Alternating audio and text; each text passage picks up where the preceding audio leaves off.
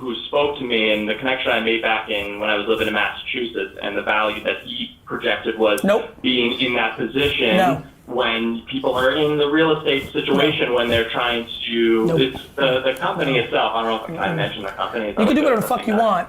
Go ahead. Okay. Well, they're basically trying to redefine the scumminess of the industry, and I've always been a supporter of trying to, cut the bullshit out and cut all that out and be, the best person in that field, whether it's like doing the good thing for that field. And so that's why. Look, that's the first seed of something where, okay, you're going to use a very macro point of view to justify why. I respect a lot of people.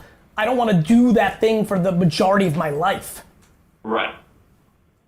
Just because you. But does that go back to like the tasting? Like if you're like mildly into it, or do you think that's like total bullshit because of the whole situation? Look, it all comes down. Honestly, this whole game comes down to how much humility do you have. Are you and your girl willing to live in an even worse apartment for the next 8 years, and are you willing to work at 7-Eleven or something, or wait tables for 8 years? Because tasting sounds fun on paper, but the way you're talking about it is a very structured way where you're gonna have to do everything for a year or two. So you're gonna taste 4 things in 8 years. Whereas if somebody's really willing to go humble, doesn't have a significant other, is willing to live on couches, they could be rogue as fuck because they have no expenses. You put yourself in a jail, you have rent. Right. You have a mental jail of the perception potentially of not being able to afford that rent and having to live with your parents or somebody else that may look bad to your girl and or everybody around you. You're creating a jail. Right. So that limits your tasting ability to maybe 4 things in 8 years.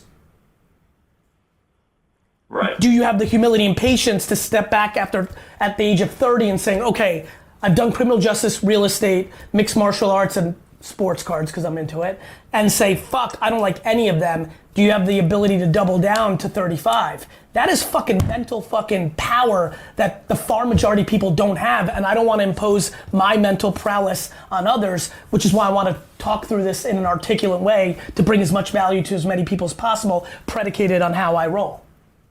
Right. Now, there's a lot of things you can do with that information.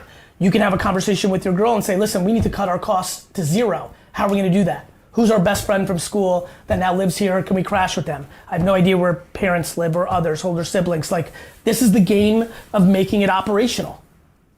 Right. Happiness has to be the ROI, brother. Absolutely, and that's why right now I'm focusing on, like, specifically looking at places to work. I know I think I'm thinking too long term rather than just putting it all out there and applying as many places as possible.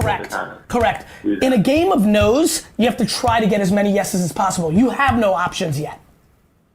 Right. Everybody overthinks it and they're trying to here's what happened. We live in a society of so much fruitfulness over the last 30 years, and school is fake that people think they actually have more options than they do. Mm-hmm.